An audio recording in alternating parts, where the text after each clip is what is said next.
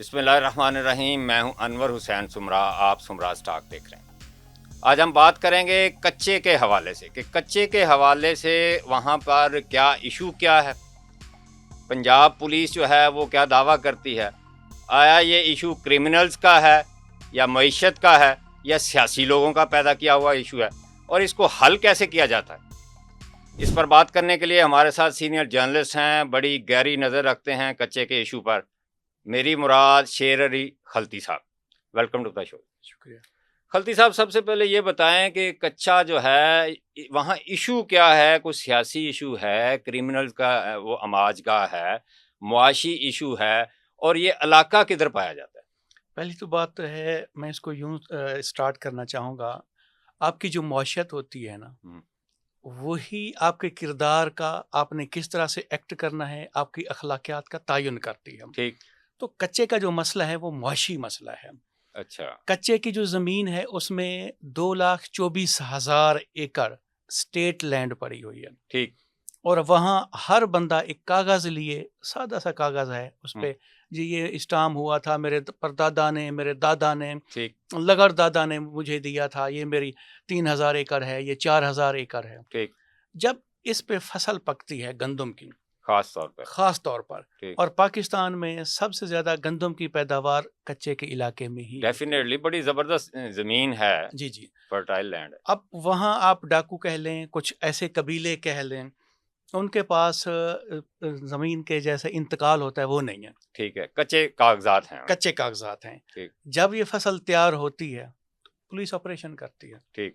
اب police operation کیوں کرتی ہے؟ وہ ساری جتنی بھی گندم ہے وہ اٹھا کے لے جاتی ہے. یعنی وہ کروڑوں اربوں روپے کی جو گندم ہے, یعنی پولیٹیکل اکانومی جو اس خطے کی ہے, اس سے بینیفٹ لینے کے لیے پولیس وہ گندم ساری پولیس گندم اٹھا لیتی ہے. ٹھیک. پھر وہاں کا جو سردار تھا, ٹھیک, وہ کچھ قبیلوں کو پروٹیکٹ کرتا تھا. ٹھیک. مثلا لٹھانیوں کو ایک سردار پروٹیکٹ کرتا تھا. لٹھانیوں کا اپنا گینگ ہے. عمرانیوں کا اپنا گینگ ہے, اس کو ایک سردار پروٹیکٹ کرتا تھا. لولائی, اسی طرح انڈھڑ, یہ مختلف وہاں پر گینگز ہیں.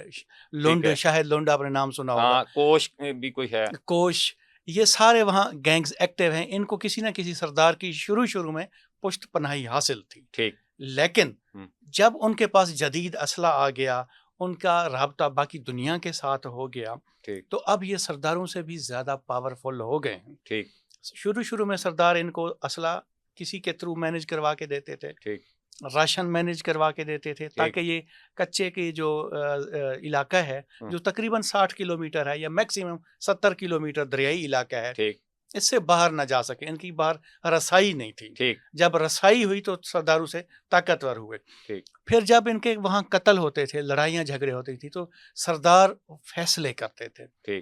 ریاست غائب تھی, سردار فیصلے فوری کرتے تھے. یعنی عدالتی نظام, پولیس کا نظام, باقی لوکل گورنمنٹ کا نظام, کوئی ایسا کوئی سسٹم تھا ہی نہیں وہاں پہ. قتل کا فیصلہ 3-4 دن, میکسیمم 10 دن میں ختم. اچھا. یہاں تو باقی عدالتوں میں تو وہ نسل در نسل چل رہے ہوتے ہیں. قتل کا مقدمہ 10 دن سے زیادہ پرولونگ نہیں کرتا. اچھا, وہ ایف آئی آر بھی درج نہیں ہوتی تھی؟ نہیں, ایف آئی آر کس بات کی, جب سردار کے پاس چلے گئے, فیصلہ کر دیا. پھر ایک ٹائم آیا, ریاست نے سردار کو کمزور کیا. ریاستی ادارے طاقتور ہوئے. ریاستی اداروں سے مراد میں پولیس کی بات کر رہا ہوں. پنجاب پولیس طاقتور ہوئی اور سردار کمزور ہوئے. تو اب سرداروں کو روک دیا گیا, آپ فیصلے نہیں کریں گے. پولیس بھی آپ کو انصاف نہیں دے پا رہی. آپ نے جو سردار کا ایلیمنٹ تھا وہ بھی نکال دیا. تو اب ان قتلوں کی وجہ سے وہ پھر کرمنل ایکٹیویٹیز میں انوالو ہو گئے, اپنے آپ کو پروٹیکٹ کرنے کے لیے. پھر بہت الزامات بھی لگے. میں نے کوئی ایف آئی آرز بھی دیکھی, کچھ بارڈر ملٹری پولیس لوگوں پہ ایف آئی آرز بھی ہوئیں کہ جناب یہ اسلحہ دیتے تھے. پھر آپ کو یاد ہوگا 1 سال پہلے ایک رپورٹ آئی تھی کہ اتنے 20 پولیس والے ہیں جو ڈاکو کے ساتھ رابطے میں تھے, اسلحہ دیتے تھے. پولیس نے ان کو ڈاکو بنایا, ان پہ ناجائز ایف آئی آر بھی ہوئی تھی, بعد میں یہ کرمنل بھی بن گئے. اب وہ بہت طاقتور ہو گئے تھے. پچھلے 4-5 سال سے, یہ 2016 سے کہہ لیں تو بہت زیادہ طاقتور ہو گئے تھے. مثلاً وہ پورے پاکستان میں کسی بھی بندے کو اغوا کرنے کی پوزیشن میں. اچھا خالتی صاحب, یہ کرائم کس طرح کا وہ کرتے ہیں طاقتور ہونے کے بعد؟ طاقتور ہونے کے بعد انہوں نے पक्के के डाकू के साथ मिलकर, मैं लफ्ज इस्तेमाल कर रहा हूँ, पक्के के डाकू के साथ मिलकर रैकी हुई कि जनाब लाहौर में, कराची में, इस्लामाबाद में, पेशावर में, कोयटा में फलां बंदा पैसे वाला है, वो यहाँ के डकैत उठा के कच्चे के डाकू को देते थे। अब उनकी नेगोशिएशन जो स्किल्स है ना, वो बहुत कमाल है, आप हैरान रह जाएंगे। अनपढ़ लोग हैं लेकिन नेगोशिएशन स्किल्स उनकी बहुत कमाल है। वो नेगोशिएशन करते थे कि जनाब हमने आपका जो बंदा है 10 लाख में खरीदा है, अब हम आपसे 1.5 करोड़ लेंगे। अच्छा जी, आपसे आईफोन भी लेंगे अगर बंदा लेने, नहीं तो बंदे को मार देंगे। वो कहते थे नहीं जनाब हमारे पास इतना पैसा नहीं है। उस पर बेइंतहा तशद्दुद करते थे। इवन के नंगा करके ना दरख्तों के साथ बांध देते थे। अच्छा। इवन के पानी में रखते थे और तस्वीरें और वीडियोस भेजते थे, उनके घर वालों को भेजते थे, उनके घर वालों को इन बेइंतहा तशद्दुद करते थे। तो ये पुलिस को नहीं पता था ये सारा कुछ हो रहा है? ये मेरे जितने भी आईजीज आए थे पंजाब में पिछले 10 सालों में, तमाम आईजीज के साथ बात हुई है, इंक्लूडिंग ये आईजी हैं, इनसे भी बात मौजूदा अब्दुल करीम साहब। जी, इनसे भी मेरी बात हुई थी जब डीआईजी स्पेशल ब्रांच में थे, तब भी मेरी इनसे बात होती थी। तो वहां पर मैंने देखा कि पुलिस बेबस थी। अच्छा। पुलिस उन नोगो एरियाज में नहीं जा सकती थी। पंजाब गवर्नमेंट ने कहा जी पंजाब में तो नोगो एरियाज है नहीं।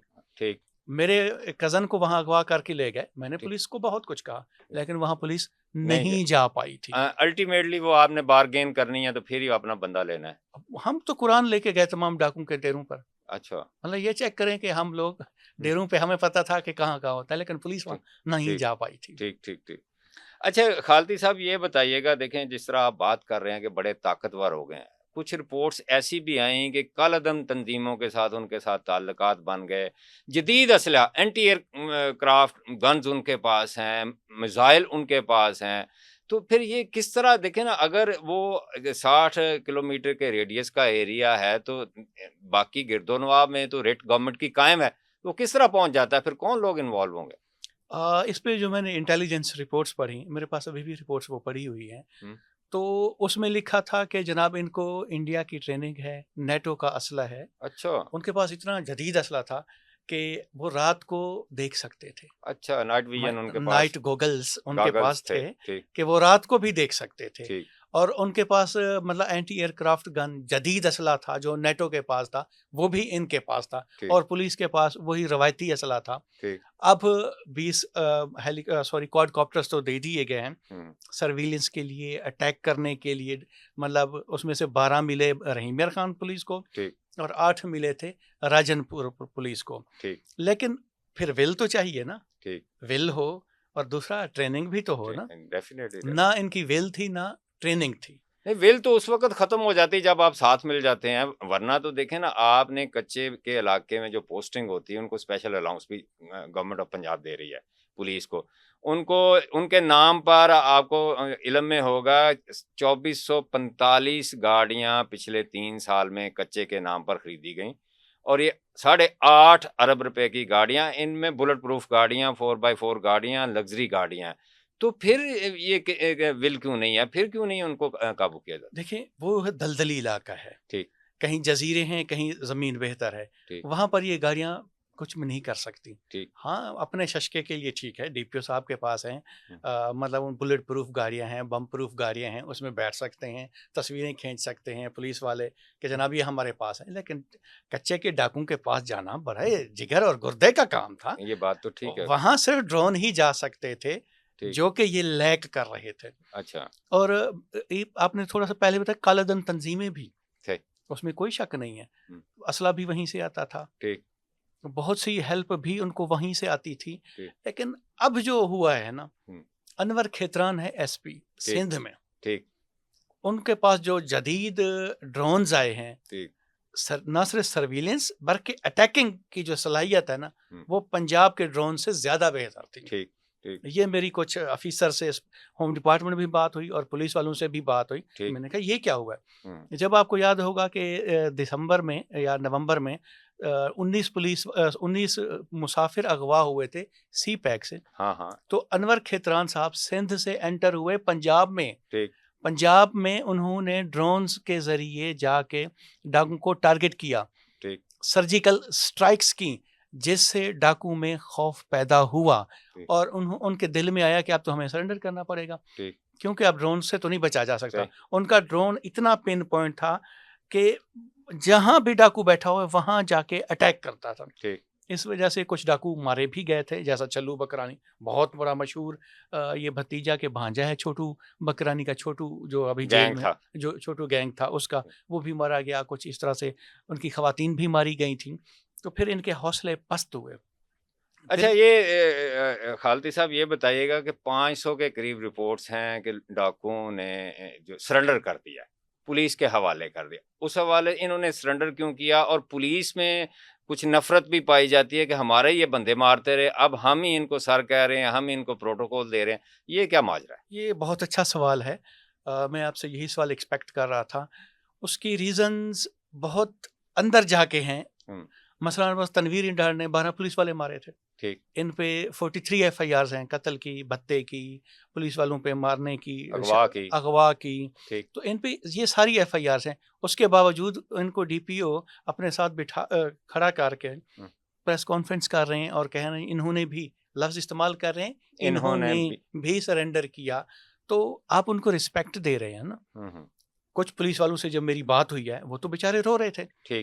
انہوں نے کہا کہ یہ جتنے ڈاکو ہیں انہوں نے ہمارے پولیس والوں کو شہید کیا ہوا ہے، ہم ان کو سر کہہ رہے ہیں، ہم ان کی FIRs خارج کر رہے ہیں، عدالت میں جائے بغیر ان کی FIRs ختم ہو رہی ہیں. اچھا جی یہ جو ریاست کے پرچے تھے، جو اسٹیٹ کی طرف سے پرچے تھے، وہ پولیس والے خود ختم کر رہے ہیں. یعنی پراسیکیوشن خود وڈرا کری جا رہی ہے. جی اب آتے ہیں پرائیویٹ کیسز کی طرف. پرائیویٹ کیسز میں ان کی پری اریسٹ بیلز ہوئی ہیں. اچھا ان کو کہا گیا کہ آپ پرائیویٹلی مینج کریں. وہاں پر فرض کریں کہ ایک ڈاکو نے تنویر انڈار لیں، پٹ عمرانی لے لیں، انہوں نے کوئی مرڈر کیا اور بندے کے پاس جائے، جناب آپ ہمارے ساتھ صلح کر لیں، آپ مجھ سے 10 لاکھ لے لیں، 5 لاکھ لے لیں اور میرے حق میں بیان دے دیں اور کیس ختم کر دیں. کسی کی جرات ہے وہ کیس ختم نہیں کرے گا. یہ جو آپ نے کہا نا 500 والا جو فگر ہے، اس پہ پولیس والوں کو تو بڑی تکلیف ہے. پولیس والے چاہتے تھے کہ یہ نہ ہو. اس کی ریزن جو آتی ہیں، ایک تو یہ تھا کہ پولیس والوں کی شہادتیں ہیں، دوسرا یہ تھا کہ ایک کاروبار ختم ہوتا ہے. یہ بہت بڑا بزنس ہے، اربوں روپے نہیں کھربوں روپے کا بزنس ہے. اور جو اہم بات ہے، سرنڈر پولیس والوں نے نہیں کروایا. اچھا پولیس والوں کو فرنٹ پہ رکھا گیا. یہ انٹیلیجنس بیورو اور ملٹری انٹیلیجنس کا کام ہے. اچھا انہوں نے کروایا؟ ہاں جی انہوں نے کروایا ہے. اور انہوں نے کیوں کروایا ہے؟ کیونکہ یہ جو بلوچستان میں انسرجنسی ہے، BRA کے ساتھ کچھ ڈاکو رابطے میں آ گئے تھے. اور یہ بھی تھا کہ ان کو 60,000 روپے پر ڈاکو کو ہائر کیا جائے گا، بھرتی کیا جائے گا BRA میں. اچھا یہ جب کال پکڑی گئی تو پھر انہوں نے کہا کہ نہیں اب کام بہت زیادہ خراب ہونے لگا ہے، تو بہتر ہے ہم رابطہ کر لیں. اب ان کو بدلے میں FIRs ختم ہوں گی، ان کی خواتین کو پیسے ملیں گے BISP کے تحت، ان کے بچوں کو ہیلتھ ملے گی، ایجوکیشن ملے گی، اور ان کو جو خود ڈاکو ہیں ان کو کچا امن فورس میں بھرتی کیا جائے گا. مطلب 500 لوگوں کو کچا امن فورس میں بھرتی کیا جائے گا. اور وہ زمینوں کا کیا بنے گا؟ اسٹیٹ لینڈ ان کو دی جائے گی، کاشتکاری کے لیے دی جائے گی. جی کاشتکاری کے لیے دی جائے گی، تاکہ ان میں کچھ وہ ڈاکو بھی ہیں جو بہت پیسے والے ہیں، ان میں کچھ ڈاکو ہیں جن بہت بڑے زمیندار ہیں، ایسے ڈاکو ہیں جن کی 300 ایکڑ زمینیں ہیں. اب وہ شاید نہیں لینا چاہیں گے، لیکن ان کے لیے میرے خیال میں یہ پرکشش ایمنسٹی ہے کہ FIRs ختم، تمام کیسز ختم. وہ جو اپنے آپ کو محدود کر کے بیٹھے ہوئے تھے کچے کے علاقے میں، اب وہ پکے میں جانا بھی شروع ہو جائیں گے. پھر یہ کہ ان کی جو وائفس ہیں یا ان کی خواتین ہیں BISP کے تحت ان کو پیسے ملیں گے. ان کے بچوں کو اگر ہیلتھ اور ایجوکیشن فری ملتی ہے، اس سے بڑی پرکشش اور ڈیل کیا ہو سکتی ہے؟ اچھا خالدی صاحب یہ بتائیے گا کہ یہ جو باتیں آپ بتا رہے ہیں بڑی اٹریکٹیو ہیں، کیا یہ پنجاب پولیس یا مقامی پولیس کے لیے افورڈیبل ہوں گی یہ چیزیں ساری؟